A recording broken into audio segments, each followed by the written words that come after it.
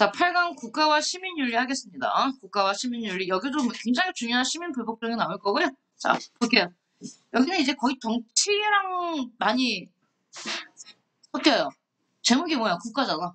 그러다 보니까 아무래도 정치랑 비슷한 내용들이 많이 나옵니다. 국가에 대한 어떤 얘기부터 나옵니다. 국가는 개인에 대해서 어떤 정당화된 폭력을 행사할 수 있는 어떤 그런 사회 조직이기 때문에 국가의 권위와 정당성은 어디서 오느냐부터 얘기를 할 거고요. 일단 국가의 뜻은 국가란 도대체 뭘 말하지? 국가는 인간이 만든 우리들 사람들이 만들어낸 아주 중요한 발명품 중에 하나잖아요. 여기 보시면 뭐라고 나옵니까? 권리입니다. 국가는 권력 또는 통치할 수 있는 권리예요. 권리. 명령을 내릴 수 있는 권리이고 통치할 수 있는 권리란 얘기는 결국 국가 자체가 힘이 있다는 뜻입니다. 국가는 시민의 삶 전체 영역에서 복종과 헌신을 요구한다. 그럼요. 시민들의 자발적 지지와 동의를 바탕으로 할 때, 자, 국가 권력의 정당성은 어디서 나옵니까? 시민들의 자발적 지지와 동의에서 국가 권력의 정당성이 나오죠. 다음, 국가와 시민은 어떤 관계에 있지? 국가와 시민은 서로 필요한 관계죠. 상호 의존적 관계 이렇게 말할까요? 시민들은 국가로부터 다양한 물질적, 비물질적 혜택을 받으면서 살아가며 동시에 국가에 대한 다양한 의무를 이행한다. 권리와 의무가 다 있다는 뜻이고요. 국가는 시민들에게 의무를 부과하고 강제력을 행사하는 동시에 시민들이 자유와 권리를 누릴 수 있도록 할 의무가 있다. 국가 역시 의무와 권리가 다 있다는 얘기입니다. 자, 중요한 건 여기죠, 이제부터. 누가 국가에 대해서 정당성을 줬느냐에 대해서 국가 정당성에 대한 여러 개의 관점이 있어요. 우리는 법과 정치에서 사회계약론을 배웠고요. 나머지 관점들도 한번 볼게요. 유교에서는 국가의 정당성이 어디서 온다고 봤습니까? 좋습니다. 하늘. 하늘로부터 왔대요. 국가의 정당성이. 누가 준 거예요? 국가의 정당성은? 하늘이. 누구한테 준 겁니까? 왕한테. 군주한테 줬죠. 군주의 통치권은 하늘로부터 주어진 것이다. 그래서 개인들에게 뭐라고 말했냐면 이렇게 말했지. 가족에서는 부모에게 뭐하고? 효도하고. 더 나아가 국가에게는 뭐해라? 충성하라는 얘기입니다. 그것을 의무라고 말했어요. 그래서 사실 유교에서는요. 국가관이 아무래도 고대 국가관이다 보니까 일방적이에요. 일방적이라고. 일방적이라는 게 뭐냐면 백성들한테 어떤 권리를 주지는 않았어요. 의무만 부여했습니다. 의무만. 어쨌든 하늘로부터 국가의 정당성이 왔다. 자, 서양 고대 플라톤은요. 플라톤은 정당성은 사실 뭐라고 말했냐면 얘는 뭐 맨날 나오는 게 이데아죠. 좋습니다. 이데아. 이데아를 통찰한, 즉 이데아를 알 수 있는, 이데아 세계를 알 수 있는 누구? 통치자. 그러니까 철인이잖아요. 그 철인에게 복종하는 게 정의로운 거다. 이렇게 말합니다. 그런 다음에 그러면 거기다 쓰세요. 이데아를 통찰한 통치자가 누구라고? 철학자. 철인들이죠. 철인. 철인. 그럼 나머지 철인이 아닌 사람들, 그런 사람들은 국가를 통해 와. 이 사람은요. 플라톤한테 국가는 국가 자체가 뭔지 아세요? 이데아예요. 오, 국가 자체가 이데아야. 개인이 타고난 게 왜냐면 이렇게 말했잖아. 개인들은 뭘 통해서? 국가를 통해서 개인들이 각각의 기능을 실현할 수 있어. 플라톤은 거의 국가주의자예요. 플라톤 민주주의 싫어합니다. 잊지 마세요. 다 아리스토텔레스도 마찬가지고. 자, 아리스토텔레스도 역시 말합니다. 아리스토텔레스는 인간은 본성적으로 자, 정말 인간은 본성적으로 어떻다. 혼자 살 수 없다. 인간은 사회적 동물이라는 말을 한 사람이 누굽니까? 아리스토텔레스잖아요. 그러면 자, 아리스토텔레스가 인간은 사회적 존재다라고 말할 때 이 사회가 바로 뭔지 아니 얘들아? 이게 국가야. 아리스토텔레스가 말하는 국가. 인간 자체가 어떤 거야? 국가가 없어서는 안 되는 존재야. 인간은 본성적으로 정치적 존재고 인간 자체는 어디서만 자 정치 공동체 써요. 국가라고. 아리스토텔레스가 말하는 정치 공동체는 국가예요. 그런 국가 속에서만 어떤 삶을 살 수 있대요. 인간은. 인간다운 삶. 최선의 삶을 가는. 얘도 국가주의자예요. 거의. 플라톤, 아리스토텔레스. 다 이 그리스 철학자들은요. 민주주의 진짜 싫어해요. 왜냐면 이들의 스승이었던 소크라테스가 민주주의자들에 의해서 사형당했다고 생각하거든요. 그렇기 때문에 싫어합니다. 철인 통치자가 통치하죠. 다음. 거기에 비해서 이제 굉장히 근대적인 사회계약론은 획기적이죠, 이제. 국가의 정당성을 뭐 하늘을 주거나 이대하거나 이러지 않아. 이는 뭐라고 말해? 국가는 약속으로 만든 발명품이라고 말하는 거야, 이게. 이게 사회계약론이에요. 국가는 뭐다? 뭐다? 쓰세요. 국가는 수단이에요. 국가는 목적이 아니에요. 국가는 목적이 아니라, 뭐, 칸트 같아요? 수단입니다. 사회계약론자들한테는. 무슨 수단입니까? 개인의 자연권을 보장하기 위한 수단이에요. 국가의 권위는 시민들이 주집니다. 자발적 합의 주축을 쓰세요. 이게 계약이죠? 약속한 거예요. 국가를 전제로 할 때, 즉 국가가 있을 때 국가가 이렇게 만들어져 있어야지 시민들의 권리를 보호할 수 있으니까 만든 거예요.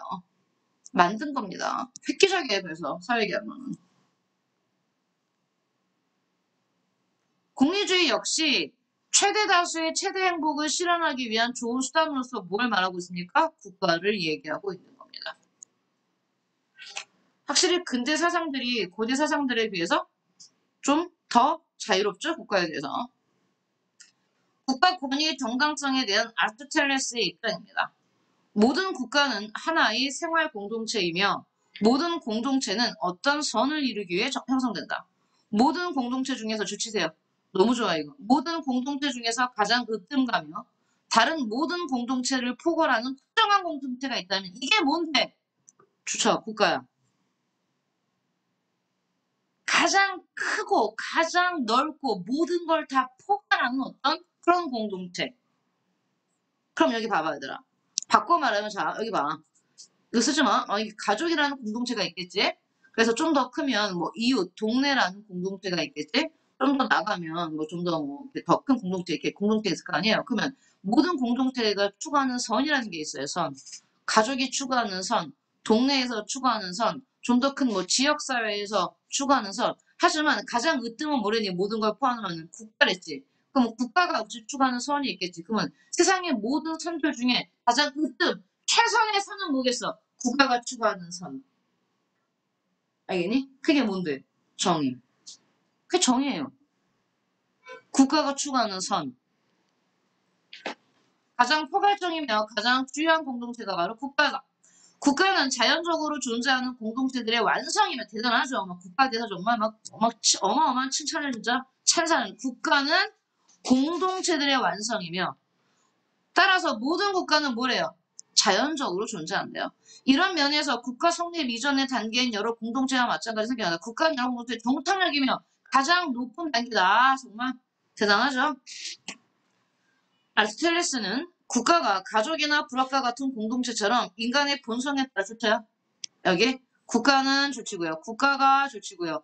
인간의 본성에 따라 자연 발생하는 것, 저절로 만들어. 인간은 본성적으로 동치적 동물이기 때문에 자연적으로 그냥 국가라는 게 생긴 거야. 또한 국가는 자급자족일 뿐 아니라 구성원들이 훌륭하고 행복한 삶을 살 수 있도록 해주는 가장 포괄적인 뭐야? 가장 넓은 뭐야? 도덕 공동체다. 여기서 국가는 계약으로 만든 게 아니야, 얘들아. 아스트로레스에 의하면 국가는 그냥 인간의 본성, 인간 자체가 생기면서 같이 뭐야? 국가도 생긴 거야. 왜? 인간 자체가 뭐 어떤 동물이기 때문에. 성적인 동물이기 때문에. 자, 근데 여기에 대해서 사회계약론이 뭐라고 말해? 장난해? 라고 말하죠. 그러니까 심리혁명이 일어났죠. 사회계약론은 자연 상태의 사람들이 사회계약을 통해 사회와 국가를, 여기 봐, 동그라미 쳐봐. 뭘 했어? 형성한댔죠. 형성은 메이크야. 자연적으로 발생한 게 아니고 메이크한 거야. 이건 만든 거야. 인위적으로. 사회계약론이 등장하기 이전의 사람들은 뭐 왕의 권리가 신에 의해 부여된 것이라는, 자, 내모아세요. 왕권 신수설. 씁니다. 이게 절대왕정식이죠.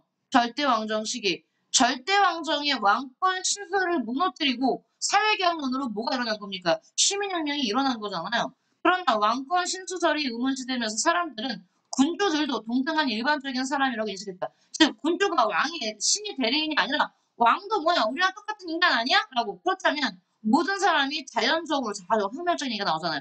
어떻게 왕이 신의 대리인이야? 왕 역시 모든 사람은 동등해 라고 할 때 어떤 사람들이 타인을 지배하는 것이 어떻게 정당화될 수 있는가? 사회 경로는 이에 대한 어떤 특정한 지배자들에게 복종해야 될 자연적인 혹은 신적인 의무는 없지만 우리가 복종한다고 뭘 한다는 얘기야? 약속을 하는 거야. 의무 때문에 하는 게 아니라. 편리함 때문에. 그러한 의무 아래 우리들 자신을 구속할 수 있다고 본다. 자연 상태에서는 모든 사람이 자유롭고 평등하며 더 높은 권위는 존재하지 않는다. 그러나 이러한 자연 상태에서는 알죠. 국가 이전의 상태가 자연 상태죠. 국가가 있기 이전에. 자연 상태에서는 개인의 생명과 권리가 보장받기 어렵기 때문에 사람들은 스스로 국가를 수립, 메이크하기로 합의했다는 것이다. 이게 사회계약론. 우리는 사회계약론을 잘 알고 있어요. 정처법에서 했기 때문에. 자, 개념 체크 풀어보시고요.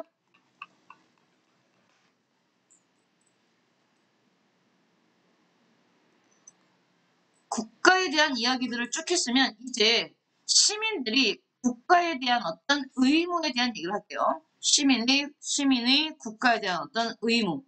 여기 봐요. 동양에서는 고전적으로 시민이라는 표현 안 썼어요. 어쨌든 백성들이 국가에 어떤 의무를 져야 할까? 먼저 공자맹자 육아사상가들은 육아사상을 들어봤죠. 좋습니다. 민본주의죠. 민본주의. 여기서 민본의 뜻이 뭡니까? 백성이 나라의 근본이다 라는 얘기입니다. 백성이 나라의 근본이라는 의미로 민본주의는 백성의 뜻을 존중한다. 백성의 뜻을 듣는다. 이런 의미를 얘기했어요. 군주가 왕이 먼저 백성들에게 덕치 나오네요. 덕치. 덕. 도덕정치. 알죠? 육아에서 말하는 거. 덕을 베풀어야 된다. 써요. 덕지. 군주는 덕으로서 백성을 통치한다. 여러분 이거 민본주의를 민주주의랑 헷갈리면 안 돼요. 얘들아 민주주의는 권리 자체가 시민에게 있는 거고 민본주의는 그냥 군주가 헤아려 주는 거야. 어린 백성들을 위해서. 얘들아 엄마가 자식을 사랑할 때 어린 애한테 아들한테 모든 걸 물어보고 결정하진 않잖아. 5살짜리 아이한테 가서 너 이거 입을래 저거 입을래 네 뜻대로 이거 아니잖아. 애가 안 먹는다 너 밥 먹을래 안 먹을래 애가 안 먹는다 해도 막 먹으면서 이런 느낌이에요. 민본주의는 어린 자식을 돌보는 느낌. 그랬을 때 그 어린 자식을 사랑은 하지만 그 어린 자식이 뜻대로 정치하는 건 아닙니다. 그죠? 그러니까 그게 민본주의입니다. 물론 맹자는 더 독특했죠. 맹자가 가서 되게 독특합니다. 백성들이 우리 알죠? 경제적으로 안정되어야 즉 항상해야 도덕적인 삶, 항심을 유지할 수 있기 때문에 백성들에게 일단 생업, 직업을 먼저 마련해주자 먹고 살 수 있게 해주자는 얘기를 했지만 그렇다고 해서 이게 민주주의는 아닙니다. 그래서 서양의 민주주의와 공자나 맹자의 민본주의는 구별해 주셔야 됩니다. 다음 묵가죠, 묵가. 남의 나라와 나의 나라, 남의 가족과 나의 가족을 주칩니다. 얘는 차별하지 않아요. 그래서 우리는 차별 없는 사랑이라고 배웠죠. 그쵸? 서로 돌보고 상호 이익을 추구하여 천하의 혼란이 일어나지 않게 해야 된다. 얘는 정말 독특해요. 모든 걸 구별하지 않아요. 똑같이 동등하게 사랑하죠. 남의 나라와 나의 나라, 남의 가족과 나의 가족을 차별하지 않는 사랑으로 다스리는 거죠. 묵자. 자, 다음 한비자. 한비자는 법가입니다. 얘는 법가의 가장 대표적인 사상가입니다. 묵자는 묵가고요. 겸에 쓰세요. 차별 없는 사랑. 거기에 비해서 공자맹자는 알죠? 별에 얘는 차별 있는 사랑이죠. 남의 나라와 우리나라를 차별하죠. 공자맹자는 별에 얘네는 겸에 법가인 한비자 인간은 이기적이라고 봅니다. 그래서 나라를 통치할 때는 어떻게 엄격한 법에 따라 통치해야 되고 백성들은 그 법을 무조건 지켜야 되는 거죠. 적절한 포상과 상과 처벌, 상벌이라고 표현합니다. 잘했을 땐 상을 주고 못했을 때는 벌을 주는 상벌을 통해 질서를 유지하자. 한비자고요. 자, 우리나라의 유학사상가였던 정약용은요. 분쟁이 일어났을 때 현명하게 해결해 줘야 되고 나라는 군주는 백성을 사랑해야죠. 애민 정신으로 노약자나 빈자를 돌보고 구제해 줘야 된다. 뭐 오늘날의 약간의 복지 느낌이 나지만 어쨌든 유학자입니다. 기본적으로 정약용도. 애민 정신으로 노약자나 빈자를 돌보고 구제해 줘야 된다. 자, 맹자 역시 육아기 때문에 도덕정치 덕치 말합니다. 왕이 먼저 도덕적인 군자가 돼야 되는 거죠. 무력으로 사람을 복종시킨다면 이거 누구 얘기하는 거겠어요? 법과 같은 애들 지금 비합하고 있는 거야. 무력으로 사람을 복종시킨다면 사람들이 진심으로 복종하지 않고 단지 자신의 힘이 부족하기 때문에 억지로 복종한다. 따라서 무엇으로? 덕으로서 사람을 복종시켜야 되는 거죠. 진심으로 기뻐하며 진정으로 복종하니 70명의 제자들이 공자에게 복종한 것이 그 얘기다. 시경에서 문왕이 천하를 다스린 것에 대해 서쪽에서 그리고 동쪽에서 남쪽에서 그리고 북쪽에서 복종하지 않는 이가 없다라고 한 것은 그것을 말한 것이다. 어진 정치를 실행하려면 또 나옵니다. 덕을 귀하게 여기고 선비를 존중해 덕을 지닌 현자가 합당한 지위에 있고 능력 있는 사람이 합당한 직책에 있게 하는 것이 가장 좋다. 그렇게 해서 나라에 내후 해안이 없어지거든 그때 이르러서 정치와 형벌을 받게 시행하면 아무리 큰 나라라 할지라도 반드시 그 나라를 두려워할 것이다. 맹자는 좋습니다. 인의의 덕, 사랑과 정의, 올바름의 덕으로 나라를 다스리는 왕도 정치를 이상으로 보았다. 왕도 정치는 뭐의 반대말입니까? 힘으로 다스리는 게 패도거든요. 힘으로 다스리는 패도 정치와 달리 해서 왕도 정치의 반대말도 하나 알아주세요. 팀이 너무 졸고 있어. 왕도 정치의 반대말, 패도 정치와 달리 덕을 베풀어 다스리는 것으로 세금을 가볍게 하고 공공한 처지에 있는 백성을 돌보아 백성의 민생 문제를 해결하고 덕과 능력 있는 사람을 적절하게 기용하는 것이다. 그래서 왕도 정치의 내용까지 알아두세요. 계속 이어서 할게요. 그러면 서양에서는 국가의 역할과 개인의 의무를 어떻게 생각하고 있을까? 자, 홉스, 로크, 루소 3명 우리 묶을까요? 사회계약론자들 3명이 나오네요. 다 알고 있습니다. 자, 홉스는 우리가 알다시피 인간의 본성을 악하다고 표현했잖아요. 그렇죠? 성악설을 주장했잖아요. 그래서 이기적 존재라고 표현했고 이기적 존재인 인간이 생명과 재산을 보호하고 사회 질서를 유지한다. 뭐가? 국가는? 자, 로크는 인간은 이성을 가졌어요. 이성을 가져서 자연 상태에서도 나름대로 살고 있어요. 근데 무슨 어떤 분쟁 같은 게 생길 때가 있기 때문에 이런 것들을 해결하려고 국가가 만들어졌다. 이게 알죠? 개인의 생명과 자유재산을 보호하여 평화롭고 안전한 행복한 삶을 보장하는 게 국가의 의무다 이렇게 말하고요. 자, 루소는 성선설이죠. 선한 본성을 지닌 개인이 불편해서 생명을 보존하고 번영하도록 국가를 만들었다. 얘는 다 우리가 알다시피 사회계약론자이기 때문에 다 알고 있어요. 사회계약. 정치화법을 같이 하니까 좋죠. 반면에 밀은 누굽니까? 공리주의자죠. 공리주의자는 밀은 역시 시민이 타인에게 해악을 끼칠 경우를 제외하고는 국가는 뭘 해야 돼? 시민의 자유와 기본권을 보장해야 된다. 근데 만약에 타인에게 해악을 끼치면 어떻게 됩니까? 그 시민의 기본권 제한할 수 있다는 뜻이겠죠.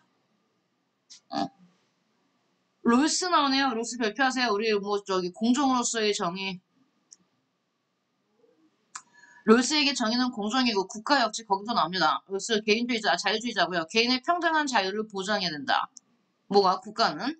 또한 국가는 사회의 가장 불리한 위치에 있는 사람, 얘가 누군데? 최소수혜자지. 최소수혜자에게 최대 이익이 돌아갈 수 있도록 해야 된다. 그 다음에 평등한 기회의 원칙 나오죠. 다 한 거예요. 정의에서. 누구나 어떠한 사회적 지위에 오를 수 있는 기회를 평등하게 부여해야 된다. 롤스는 우리가 정의론에서 봤고요. 여기 볼게요. 유교에서는 백성이 나라의 근본이라는 백성이 나라의 근본, 민본이죠. 민본을 바탕으로 군주가 먼저 백성에게 덕을 베풀어야 한다고 봤고요. 한비자는 이기적 본성을 지닌 인간을 통제하기 위해서는 법입니다. 법가예요. 법가. 한비자는 법에 따라 통치한다. 홉스, 로크, 루소는 국가는 사람들이 필요에 따라 계약을 맺어 형성한 것이라는 사회계약론을 주장했죠. 자, 여기 보세요. 정치화법에서만 나오는 게 아니에요. 생년에서도 국가에 대해서 홉스 얘기가 나오고 로크 얘기가 나옵니다. 홉스가 쓴 그 유명한 책 리바이 어던에서 인간은 만인에 대한 투쟁 상태라는 얘기를 했었습니다. 그렇죠? 천성적으로 자유를 사랑하고 타인을 지배하기 좋아하는 인간. 여기 봐봐. 타인을 지배하기 좋아하는 인간이라고 말했잖아. 이 자체가 성악설이에요. 커먼웰스 속에서 구속을 스스로 부과하는 궁극적 원인과 목적의 의도는 자기 보존과 그로 인한 만족된 삶에 대한 통찰에 있다. 그래서 이렇게 이기적인 인간이 국가에서 어떻게 구속을 받고 있어? 왜 그래? 이것 때문이라는 얘기죠. 자기 보존과 그로 인한 만족된 삶. 이걸 위해서 스스로 구속을 뭐 하고 있다는 얘기입니까? 인정하고 하고 있다는 얘기입니다. 커먼웰스의 정의는 다음과 같다. 커먼웰스는 국가입니다. 다수 사람들이 상호 신의 계약을 체결하여 세운 하나의 인격으로서 얘는 이제 국가를 계약을 통해 만든 인격이라고 보는 겁니다. 그들 각자가 그 인격의 한 행위의 본인이 됨으로써 그들의 평화와 공동 방위를 위해 모든 사람이 힘과 수단을 그가 임의로 사용할 수 있도록 한 것이다. 자, 여기서 중요한 건 계약이라는 얘기입니다. 다음요. 국가는 그 사회 구성원들 사이에 저질러진 의당 처벌되어야 한다고 생각되는 이러저러한 범죄에 어떤 처벌을 가할 것인가를 결정하는 권력을 지니게 된다. 좋습니다. 국가는 조치고요. 권력을 가지게 된다. 좋습니다. 국가는 권력을 갖고 있답니다. 더불어 국가는 국가의 외부인이 그 구성원에게 가한 침해를 처벌할 수 있는 권력도 가지고 있다. 그리고 이 모든 것은 가능한 한 사회의 전 구성원의 재산을 보존할 주치죠. 재산 보존, 재산 뭐였습니까? 자연권이죠. 따라서 시민사회에 가입하여 어떤 국가의 구성원이 된 사람은 모두 자신의 사적인 판단에 따라 자연법의 위반 행위를 처벌할 수 있는 권력을 포기한 것이다. 누구한테 줬습니까? 대신에 그 권리를 국가한테 준 거죠.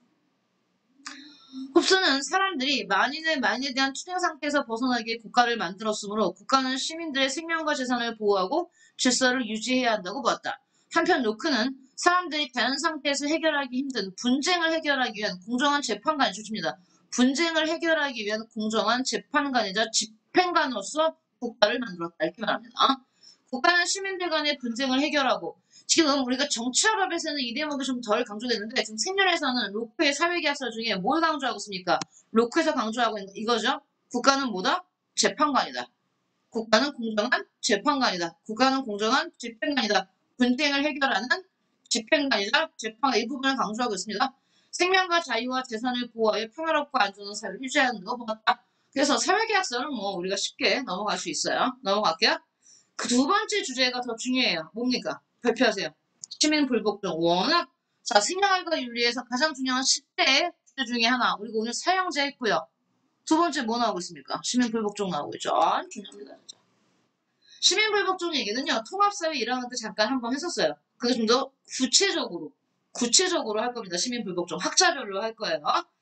시민 불복종을 하기 전에 이제 민주주의 얘기할 겁니다. 민주주의 사회에서의 시민의 권리. 민주주의 국가에서 국민은 주권의 주체죠. 권력을 갖고 있는 주체입니다. 우리는 뭐 정치화법에서 민주주의 너무 많이 얘기했기 때문에 따로 안 할게요. 주권을 발휘하는 주체다. 민주시민의 권리. 민주시민은 주권자, 권력을 가진 사람으로서 당연히 뭘 갖고 있습니까? 권리를 갖고 있죠.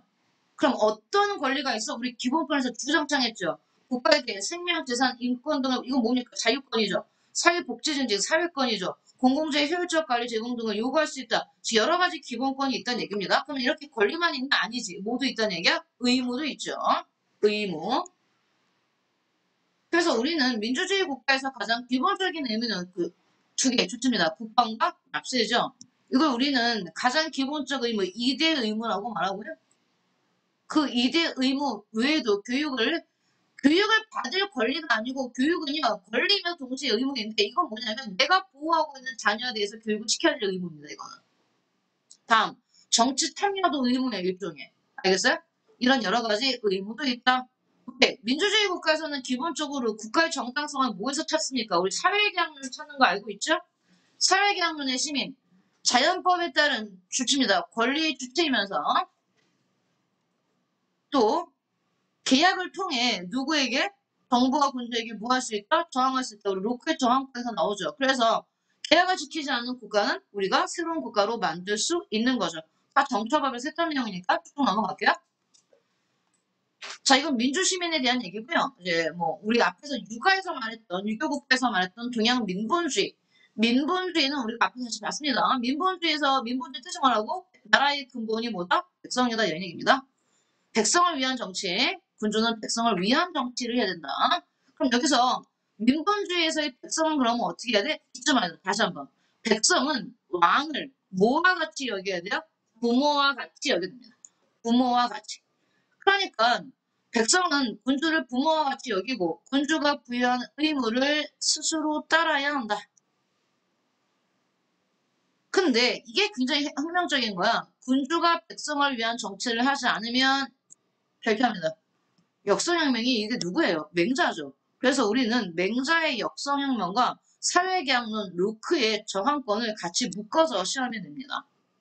알겠어요?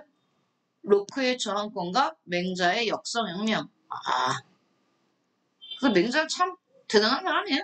육아인데도 불구하고. 여기라는 얘기가 뭐야? 바꿀 역자야. 성을 바꾸는 거, 왕조를 바꾼다는 얘기니까 나라를 새로 세울 수 있다는 뜻입니다. 알겠어요?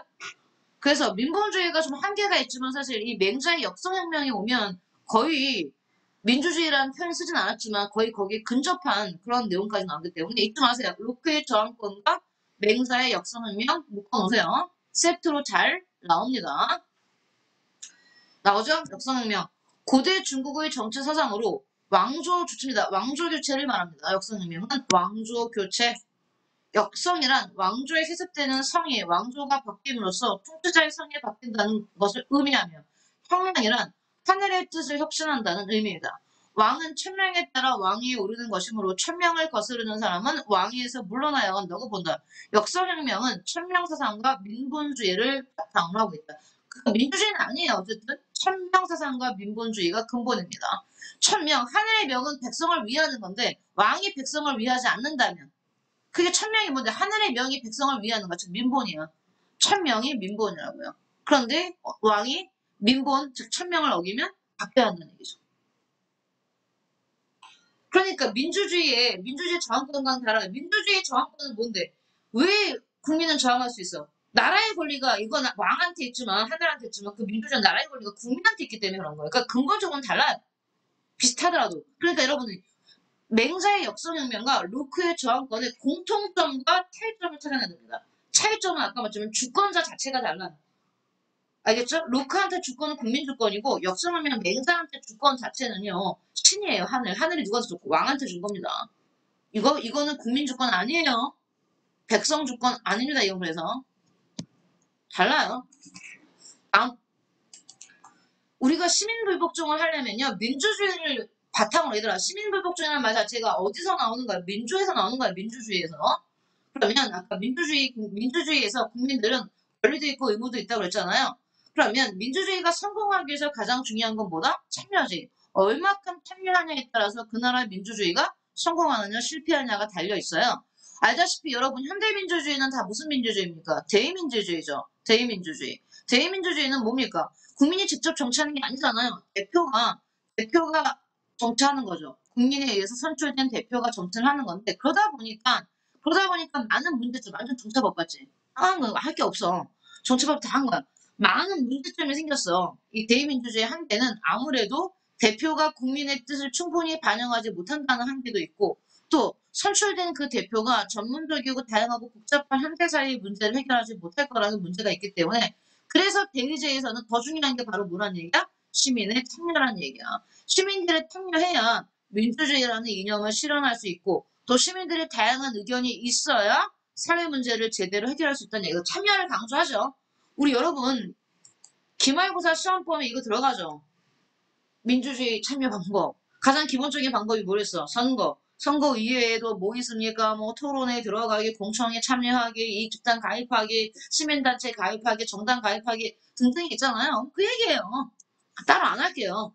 그러면 왜 이 얘기를 하는 거예요, 갑자기? 시민들, 자, 지금 하고 싶은 얘기는 이겁니다. 이렇게 말하고 있어요. 쓰지 마세요. 우리는 지금 현대민주주의를 하고 있고요. 현대민주주의는 거의 99.9%가 다 대의제입니다. 근데 대의제는 반전민주주의 하다 보니까 한계가 나타나요. 그래서 대의제가 성공하기 위해서는 무엇보다 중요한 게 시민들의 어떤 참여야. 그쵸, 여기까지 얘기했지. 뭐 하려고 지금? 이거 하려고 지금 계속 이 얘기하고 있는 거야. 왜 시민불복종은 뭐기 때문에? 시민 참여의 한 방법이에요. 그래서 지금 이 얘기를 하고 있는 거야. 시민불복종이. 가장 적극적인 참여의 한 방법입니다. 시민불복종이라는 게. 그래서 시민불복종 자체가 워낙 중요한 주제이기 때문에 시민불복종의 뜻을 보세요. 뜻을 외우세요, 그냥. 시민불복종은 아까 말했던 저항권이라든지 혁명과는 다른 거예요. 아까 로크의 저항권이나 역성혁명은 나라 자체를 바꾸는 거잖아요. 시민혁명은 나라 자체를 바꾸는 게 아니에요. 나라를 바꾸는 게 아니고 잘못된 법이나 제도, 그걸 고치는 겁니다. 그 뜻을 외우세요. 부정의한 법, 정의롭지 않은 법, 그 다음에 정의롭지 않은 정책. 부정의한 법이나 부정의한 정책을 뭐 하려는 겁니까? 바꾸려는 뭐예요? 10개 하세요. 의도적인 뭡니까? 위법 행위입니다. 법을 어기는 행위예요. 시민 불복종은. 알다시피 법이라는 걸 지켜야 되죠. 우리는 법을 지켜야 될 의무가 있어요, 국민한테는. 그런데 법을 안 지키겠다는 얘기거든요, 불복종은. 그렇기 때문에 뭡니까? 위법행위예요. 알겠어? 그럼 선생님, 법을 안 지키는 건 위법행위면 위법행위를 해서 처벌받겠네, 처벌받아요. 처벌을 감수하고 하는 겁니다. 이게 어떤 정신이야? 소크라테스의 정신이지. 악법도 법이라는 정신이야. 악법도 잡아. 나쁜 법이 있어. 근데 그 나쁜 법을 안 지킴으로써 처벌받더라도 그 나쁜 법을 뭐 하겠다는 얘기야? 고치겠다는 의지예요, 이건. 이게 시민 불복종입니다. 특징. 모든 것에 대한 얘기가 아니야. 부정의한 법이나 부정의한 정책에 대해서 그 다음 또 좋죠. 공개적이고 몰래 하는 거 아니에요. 드러내놓고 의식적으로 법을 어기는 겁니다. 부정의한 법과 부정의한 정책을 개정하기 위해서 공개적이고 의식적으로 법을 위반하는 위법행위다. 그럼 이러한 시민 불복종의 역사적 연원은 어디에 있을까? 여기 봐봐요. 우리 정치화법에서 선생님이 정말 얘기 많이 했죠. 자연법 사상에 대해서. 인권 자체가 자연법 사상에서 온 거랬죠. 천부 인권. 인간의 권리는 누가 줬다? 하늘이. 자연이 준 거다. 그럼 여기 봐. 자연이 준 권리를 인간이 만든 실정법으로 뭐 할 수 없다. 침해할 수 없다는 얘기잖아요. 그러면 자, 인간이 만든 법이 실정법이고 실정법은 뭘 바탕으로 합니까? 우리 자연법을 바탕으로 하죠. 그렇기 때문에 자연법을 위배하는 실정법의 정당성은 어때? 검토해야 된다. 그러면 봐봐. 이 실정법이 뭐에 위반된다면, 상위법인 자연법에 위반된다면 이 실정법은 뭐야 됩니까? 고쳐야 한다는 얘기잖아요. 그 얘기예요. 그래서 시민 불복종의 근원은 여기 있구나. 자연법 사상에서 온 거구나. 그러니 우리는 기본적으로 여기 봐봐요. 자연법이 훨씬 더 위에 있고 자연법이 상위법이고 그 다음에 인간이 만든 실정법이 그 아래 있잖아요. 그러니까 인간이 만든 실정법이 자연법에 모되면 위반되면 당연히 이러한 실정법은 개정돼야 되는 거죠. 그게 맞다는 얘기입니다. 자, 그 다음 우리는 뭐 위헌법률 심판 느낌 나죠. 뉘른베르크 재판이라는 게 있었습니다. 개인은 자국의 정의롭지 못한 법률을 따른 것에 대한 책임을 져야 한다는 시민 불복종에 대한 조치입니다. 이게 시민 불복종에 대한 국제법적 원칙을 제시한 재판이 그 유명한 뉘른베르크 재판이에요. 시민 불복종에 대한 국제법적 원칙을 제시했다. 자, 이 말이 뭐냐면, 자, 이게 한번 보세요. 우리 쓰지 마세요. 2차 세계대전 때, 2차 세계대전 때, 쓰지 말랬어요. 들어. 2차 세계대전 때 독일이 수많은 유태인들을 학살했잖아요. 유태인만 죽인 거 아니에요. 다른 사람 되게 많이 죽였는데 그때 독일이 법을 만들어서 지내가 독일 제국의 법, 히틀러 때 만든 법입니다. 그 법에 의해서 유대인을 죽이라고 했어요. 그러니까 유대인을 죽이는 게 당시 독일 제국에서는 합법적인 일이었어. 그 유대인을 안 죽이는 게 뭐야? 불법이야. 그러니까 태민이 네가 만약에 2차 세계대전 당시 독일 나치 한 공무원이었다면 네가 하는 일이 뭐냐면 유대인들을 이렇게 갈라내서 유대인들을 가스실에 넣어놓고 독가스를 이렇게 틀어서 죽이는 일이 너희 일이었어. 그래서 네가 전쟁이 끝나고 재판을 받았거든? 뉴른베르크에서 전쟁 범죄자 재판? 해서 판사들이 물었어. 너는 왜 그렇게 많은 애들을 죽였니? 걔가 얘기했어. 나는 법대로 했어요. 내 업무가 그거였고. 네 업무가 뭔데? 유태인들을 가스실에 넣어놓고 죽이는 거예요. 나는 법을 지킨 거잖아. 근데 내가 무슨 잘못을 했다 이거지. 하지만 지금 뭐랬니? 개인은 자기네 나라의 무슨 법, 정의롭지 못한 법률에 따른 것을 아무리 그게 내가 법을 따랐다 하더라도 정의롭지 못한 법이기 때문에 거기에 따른 것에 대한 뭘 줘야 돼? 책임을 져야 돼. 그러니까 봐봐. 쌤님 네가 독일 제국의 법을 따랐지. 너는 그 준법정신 특설에서 한 번도 어기지 않고 정말 매일매일 죽여야 되는 사람을 다 죽였어요. 너한테 할당된 양이 하루에 5천 명씩 죽였는데 다른 사람들은 못 죽였어 5천 명씩. 근데 너는 5천 명씩 매일매일 죽였단 말이야. 그럼 너는 상을 받아야지. 법대로 했으니까. 하지만 아니란 얘기야. 네가 따른 법이 어떤 법이야? 정의롭지 못한 그런 나쁜 법을 넌 따라했기 때문에 법을 따랐다 하더라도 넌 뭐 해줘야 돼? 책임을 져야 돼. 그럼 넌 전쟁 범죄자야. 이렇게 전쟁 범죄 재판을 받았어요. 되게 유명한 재판입니다. 예루살렘에 아이히만이라는 유명한 책이 있는데 그게 뉴욕 재판에 대한 얘기였거든요. 아이히만이라는 진짜 대표적인 전쟁 범죄자가 있어요. 내가 방금 말하는 걔예요. 매일매일 하루도 빠짐없이 정시에 출근해서 정시에 퇴근하면서 정말 많은 유태인을 죽였는데 얘는 넌 왜 죽였냐고 말해서 이렇게 말했거든. 나는 하라는 했어요. 그게 나의 업무였어요, 업무. 얘는 아침에 출근하기 전에 하나님한테 기도해요. 독실한 크리스천이었습니다. 하나님한테 기도하고 가서 유태인들을 다 골라내가지고 옷 다 벗기고 금리빨 빼고 뺄 거 다 빼고 알몸으로 다 이렇게 여자는 여자대로 남자는 남자대로 아이는 아이대로 다 넣었어요. 가스실 넣고 가스를 이렇게 틀어서 다 죽인 다음에 확실히 죽었는지 안 죽었는지 확인하고 안 죽으면 다시 죽이고 그래서 다시 내보내고 그거를 그래서 물었더니 그랬어. 자기는 너무 성실하게 일한 것밖에 없다고. 걔가 무죄일까 태민은? 걔 말대로 걔는 하루도 그 다음에 퇴근해서 또 기도하고 그래요. 느낌 와요? 그러면 그런 정의롭지 못한 법을 그러면 판사는 말하는 거지. 네가 너는 법을 따랐다고 하지만 그 법이 그렇게 정의롭지 못하면 그 법에 저항했어야지. 어떻게 법대로 그 많은 사람들을 죽이냐 이거죠. 그럼 어떠니? 그런 정의롭지 못한 법은 지켜야겠니? 지키지 말아야겠니? 지키지 말아야 한다는 얘기입니다. 그게 시민불복종이에요.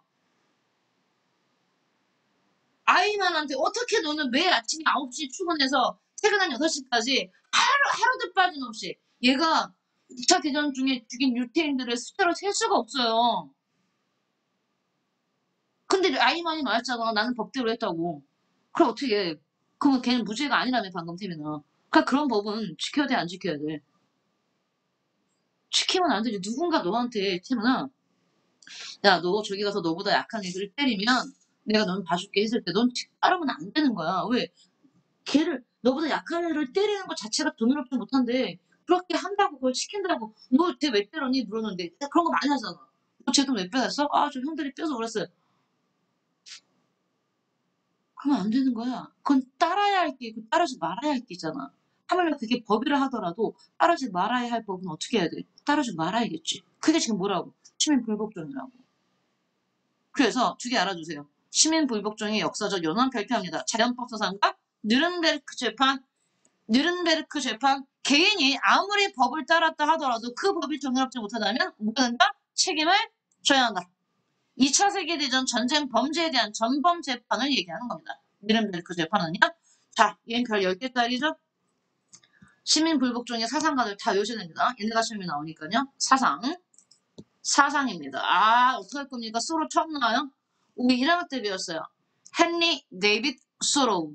이 사람이 쓴 책은 윌든이라고 이 책이 더 유명한데 워낙 유명합니다. 소로. 시험 100% 나옵니다. 시험 100%. 당연하죠. 시민불복종이 안 나올 수가 없죠.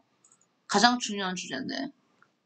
다 나와요. 어머, 쌤, 루스 오랜만에 봐요. 아니요, 없으면 오랜만에. 얘를 오랜만에 보지 않니, 싱어? 우리 싱어 어디서 봤어? 동물윤리에서 봤었지. 동물윤리. 얘도 무슨 주의자야? 공리주의자. 우리 공리주의자 다 알아야 돼요. 베카리아도 공리주의자. 싱어도 공리주의자입니다. 공리주의자.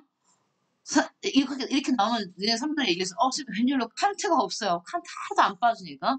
시민불복 중에 솔로부터 볼게요.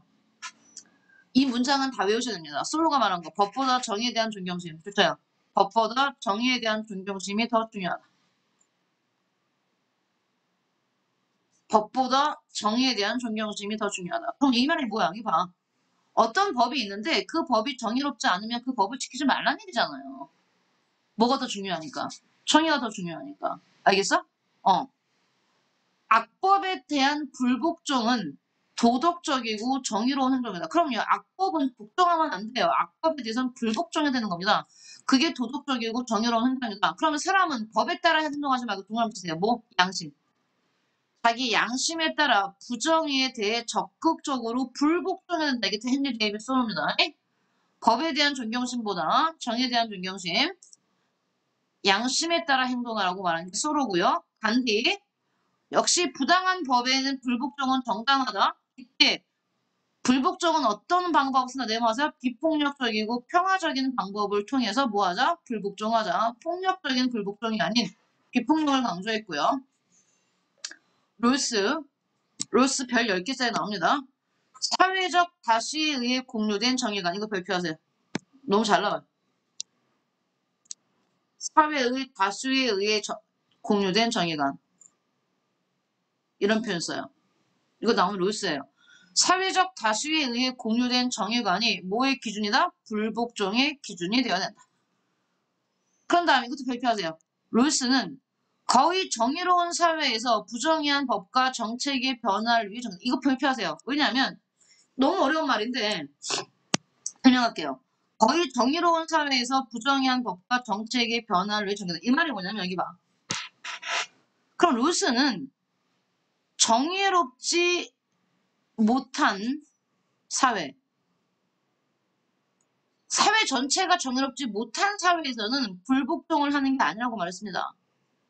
여기서 불복종하는 게 아니야. 그래서 뭐가 되는데? 혁명을 해야지. 나라 자체가 썩어 있는데 히틀러가 있는 2차 세계대전 당시 독일에서는 불복종한다고 될 일이 아니었잖아요. 어떻게 돼? 나라를 바꿔야 되는 거고.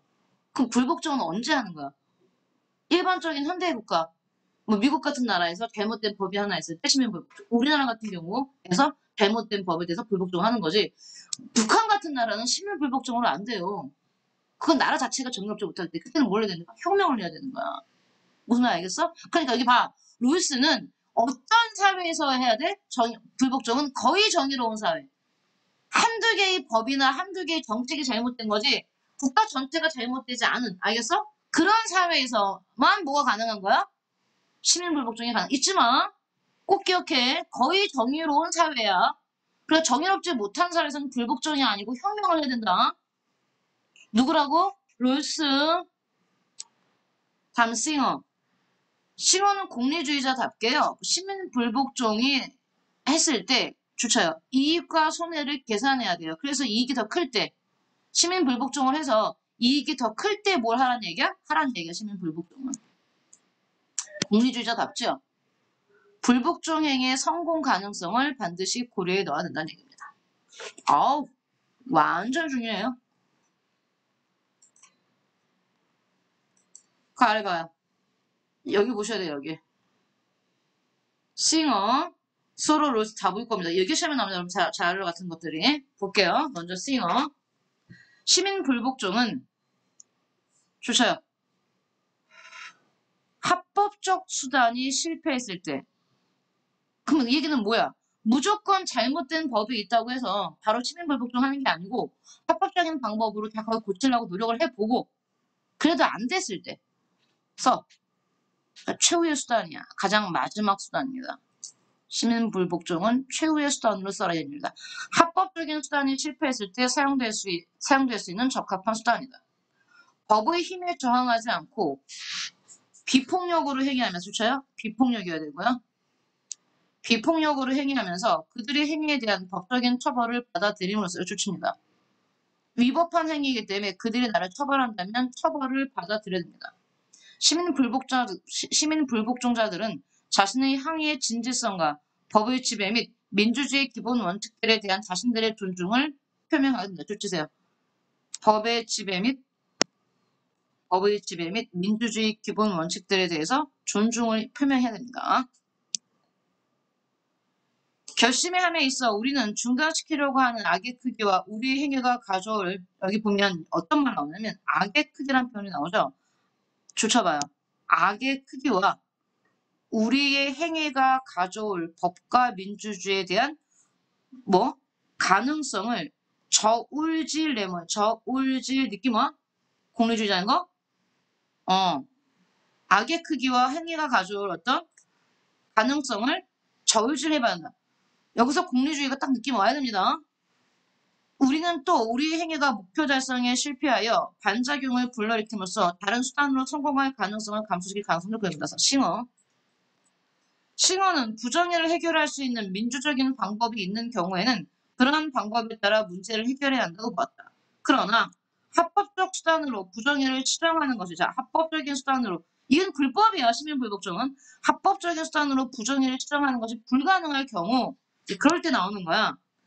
비폭력적으로 행위하면서 행위에 대한 처벌을 감수하는 시민불복종은 정당화될 수 있다고 주장했다.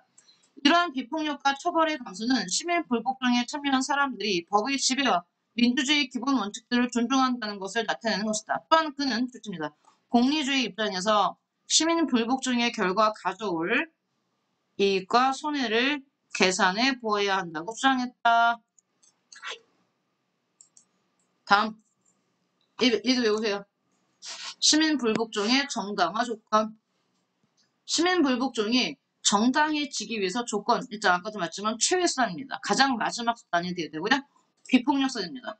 그 다음에 분명히 목적 자체가 뭐야? 나의 이익이 아니야. 개인의 이익이 아니지. 뭔데? 공익이야. 공동선, 공동예산, 사회정의와 같은 공익 목적이 되고, 그 다음에 잊지 마. 이건 불법, 공개, 알려줘야 돼. 누구한테나. 공개성. 그 다음에 내가 이건 위법한 행위이기 때문에 처벌을 뭐 해야 돼? 감수해야 됩니다. 하나, 둘, 셋, 넷, 5개. 외우세요. 두 가지씩 달라요. 시민불복종의 정당화 조건 5개. 최후의 수단이다. 비폭력적이 된다. 공동선을 두어야 된다. 공개적이 된다. 처벌 감수할 수 있다. 다음.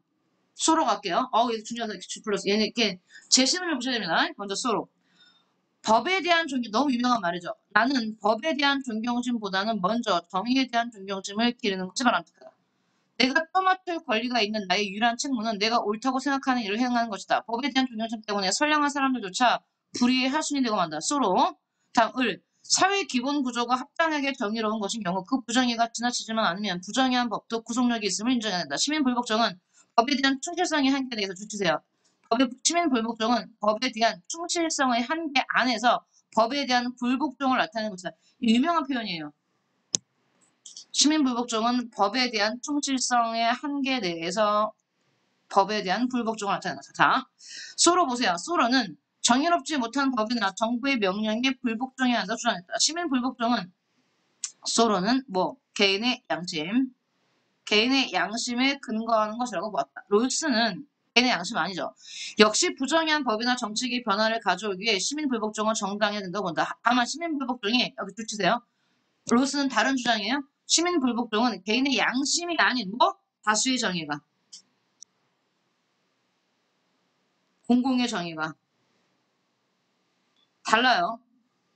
수로는 시민불복종의 근거가 개인의 양심이라고 봤다면 롤스는 시민불복종의 근거를 다수의 정의관, 공공의 정의관에 근거해야 하며 역시 최후의 수단으로 수단다. 또 하나 잊지 마 롤스. 거의 정의로운 사회에서만 하는 거야.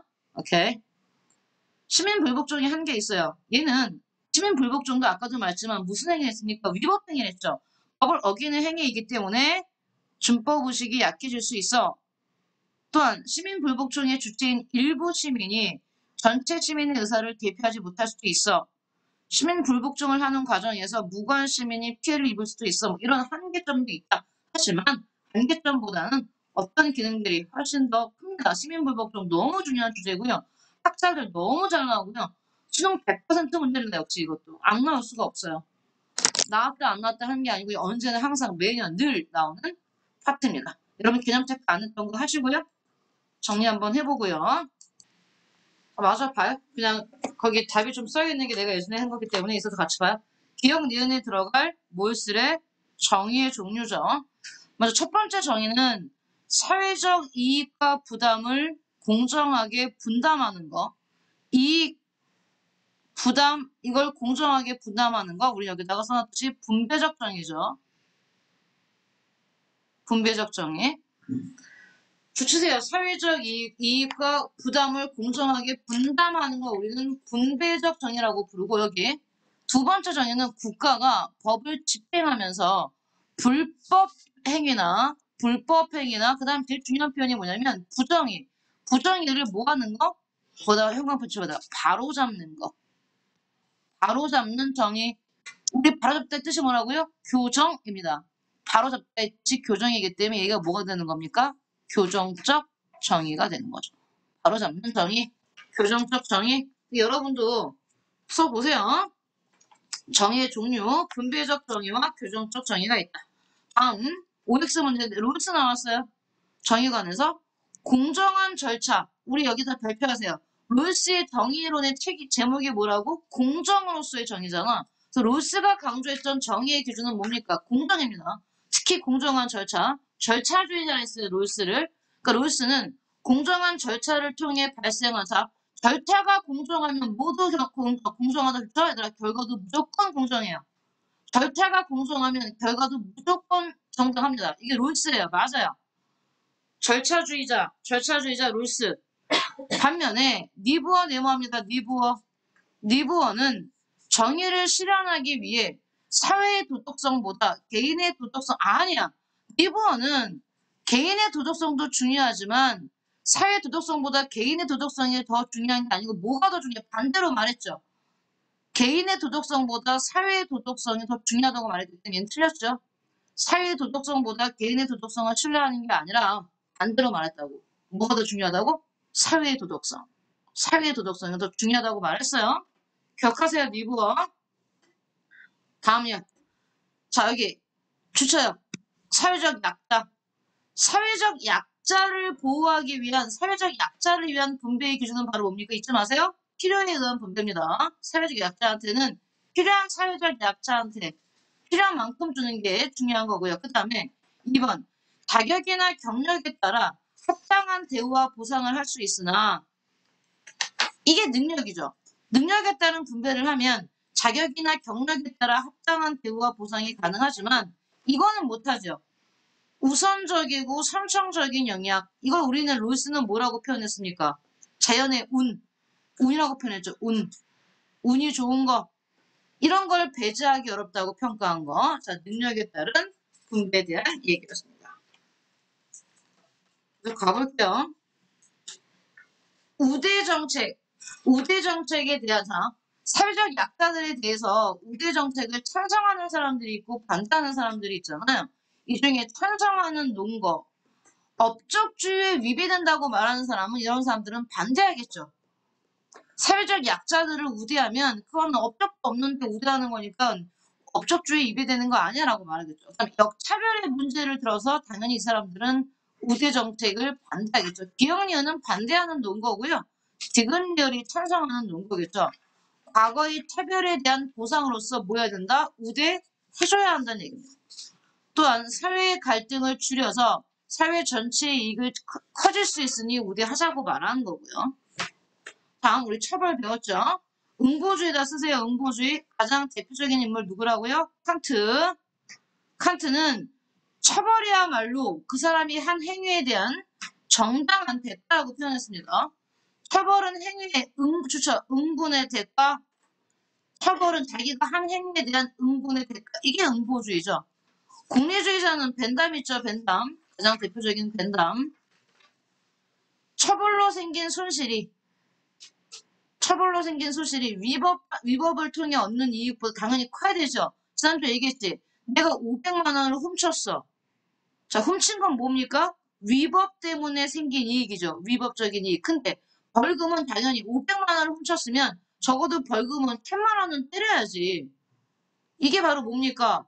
위법으로 챙긴 이익보다 내가 처벌받은 어떤 손실이 훨씬 더 커야 사람들이 범죄를 예방할 수 있다는 얘기예요. 내가 500만 원 훔쳤는데 벌금을 100만 원 해본 사람들이 훔치겠죠. 훔쳐도 벌금 100만 원 내고 400만 원 남으니까 이래서는 안 된다는 얘기야. 공리주의는 써놔야 돼요. 공리주의는 처벌에 뭘 강조합니까? 처벌은 무슨 효과가 있어야 한다? 범죄 예방 효과가 있어야 한다. 이렇게 말합니다. 그래야지 사회에 이익이 될 테니까. 공리주의자인 벤담 같은 경우는 처벌은 범죄 예방의 효과가 있어야 한대요. 근데 범죄 예방의 효과가 크려면 어때야 되는데 처벌로 생기는 손실이 뭐보다 위법 행위를 통해 얻는 이익보다 커야지만 범죄 예방 효과가 있다는 뜻입니다. 기억을 하면서 여러분 이제 풀어보세요. 여러분 내가 다 풀어주면 일단 여러분 푸는 거 보고 1번 저희는 뭐 할까요? 문제 푸세요. 많은 문제가 있어요. 다음 글의 관점에서 사회정의를 실현하기, 사회정의입니다. 개인정의가 아니고. 사회정의를 실현하기 위한 노력이다. 가장 적절한 것은 개인이 아무리 도덕적으로 살려고 해도 그가 살고 있는 사회의 도덕성이 바르지 않다면 중요한 편이죠. 나는 열심히 착하게 살고 싶은데 내가 살고 있는 사회가 히틀러의 전체주의 국가 같은 그런 국가라면 독재국가라면 개인의 그런 노력은 의미를 잃어버린다. 사회 전체의 구조가 잘못되어 있는데 개인에게만 도덕적으로 살아가기를 요구하는 것은 사회정의를 실현하기 위한 적절한 방안이 될 수 없다. 오케이, 맞죠. 사회가 잘못되는데 개인이 어떻게 제대로 살겠습니까? 그럴 때는 어떻게 됩니까? 그 사회의 잘못된 거를 고쳐야죠. 개인에게 올바로 살라고 말하기 전에 1번이죠. 부조리한 사회 제도나 정책을 바꿔야 되는 거죠. 사회를 바꿔야 되는 겁니다. 사회를. 다음 2번 문제요.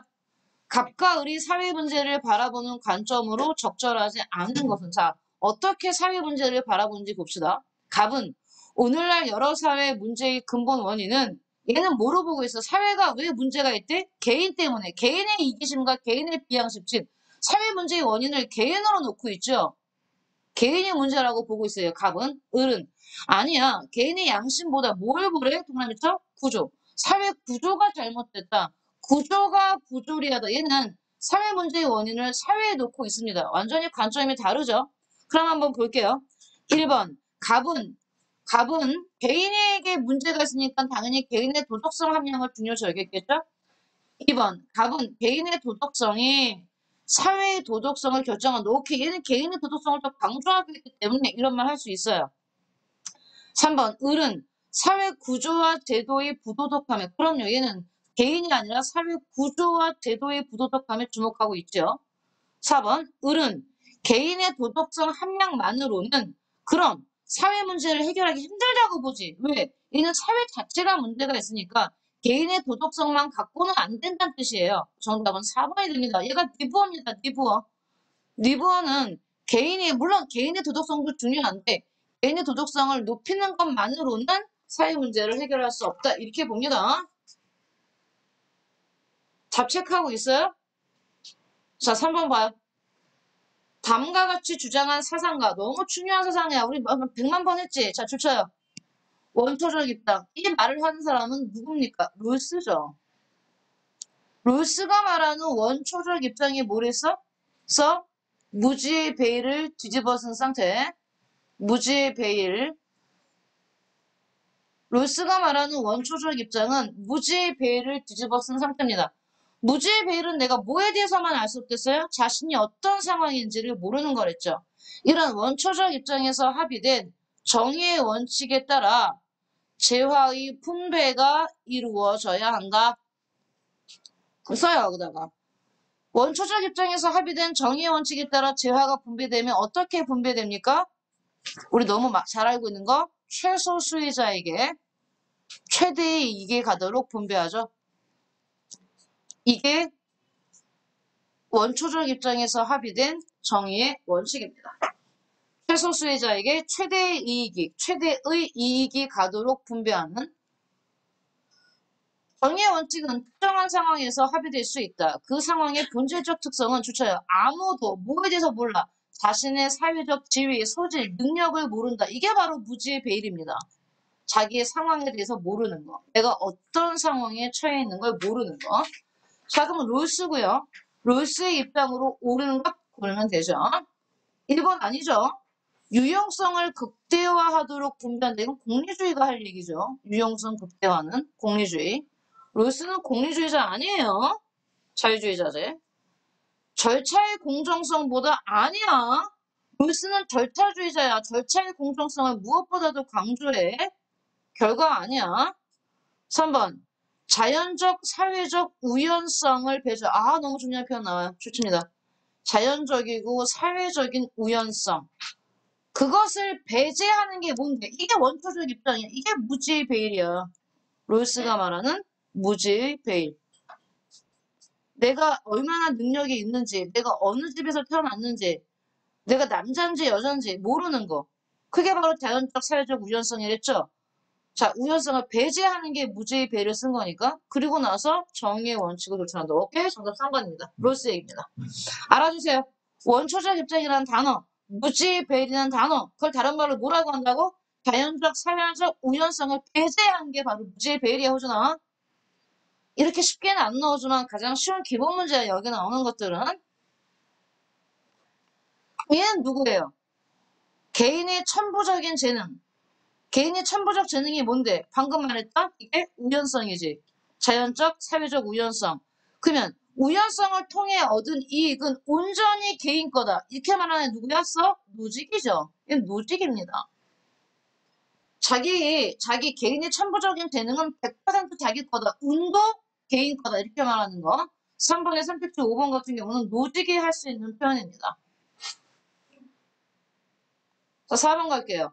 다음과 같이 주장한 사상가, 역시 이 사상가가 누군지 볼게요.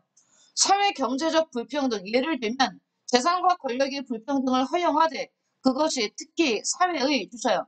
최소수혜자에게 그 불평등을 보상할 만한 이득을 가져오는 경우만 누굽니까? 롤스죠. 최소수혜자 이야기하는 사람. 롤스입니다. 롤스. 역시 롤스에 대해서 풀어볼게요. 사회 구성원들의 오케이 동그라미쳐 합의 절차. 그럼 이게 절차주의자입니다. 롤스는 절차 진짜 중요하게 여겨요. 체크하셔야 됩니다. 그러면 체크 안 한 을과 정은 제낄게요.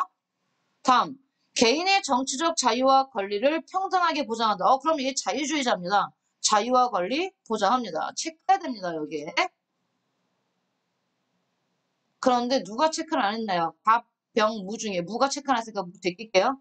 사회적 약자를 배려하려는 분배의 실행을 주장한다. 그럼 사회적 약자 배려하죠. 그러면 여기 세 개 다 체크하는 누굽니까? 병이죠. 병. 오케이. 정답은 3번입니다. 원초적 입장에서 여기서 쳐봐. 틀렸어 이거. 원초적 입장에서 즉 무지배를 쓴 개인은 좋습니다. 타인의 이익에 관심 없어요. 이기적인 개인이랬지? 선호준아. 원초적 입장에서 개인은 타인의 이익에 관심 없다. 루스는 성아 이기적이고 합리적이어야 돼. 자기의 이익만 따지는 거야. 무지배를 쓴 개인은. 이게 롤스예요. 그래서 내가 최소수혜자가 됐을 때 어떻게 할 것인가. 그걸로 생각하는 거지 타인에 대해서 관심 없습니다. 정답 3번 하시고. 중요해요. 롤스. 5번 문제 해볼게요. 가나 사상의 분배 과정에서 특히 고려할 사항을 옳게 연결한 것은 가가 누군지 보세요. 가. N시간 분의 소득을 그 다음 세금으로 취하는 것은 노동자에게 시간을 뺏는 것과 같다. 즉 세금을 걷라는 얘기가 걷지 말라는 얘기야. 걷지 말라는 얘기잖아요. 세금을 걷는 것은 노동자의 시간을 뺏는 것과 같다. 세금 걷으면 안 된다. 누구야? 노직이지. 노직이나 이런 소리 하죠. 다음 상이한 사회적 가치들은 얘들아 여기 봐. 끝났어. 선생님 읽는 순간. 사회적 가치가 하나가 아니라 상이하다는 얘기는 여러 개가 있다는 뜻이거든. 다른 사회적 가치들은 다른 근거에 따라 분배하자. 사회적 가치가 하나가 아니라 여러 개다. 이렇게 말하는 애가 누굽니까? 왈처죠. 여러분 딱 보고 나와야 됩니다. 이제 얘가 누군지. 복합평등으로서의 정의. 복합평등으로서의 정의 왈처. 노직은 소유 권리로서의 정의. 노직입니다. 공정으로서의 정의는 롤스. 다시 여기 봐. 소유 권리로서의 정의가 누구라고? 얘가 노직이야. 최소수혜자의 이익은 누구야? 롤스야. 사회 가치 다양함을 말하는 게 누구야? 왈처야. 정답은 2번이지. 소유 권리로서의 정의 노직. 다원성으로서 복합평등으로서의 정의 왈처. 최소수혜자의 이익을 말하는 롤스. 그래서 노직과 왈처가 나왔기 때문에 외우세요 여러분. 공부하셔야 됩니다. 가장 어려운 파트가 여러분 시험범이에요 지금. 가장 중요하고 여러분이 나중에 생활과 윤리를 수능으로 볼 때 최고 난이도 정답률 28% 찍는 파트가 바로 여기에요 여러분. 국가사회의 정의 가장 중요한 파트가 나왔어요. 난 이게 2학기에 갈 줄 알았더니 여러분 1학기 때 보네요. 그럼 여기까지 하겠습니다. 고생하셨어요.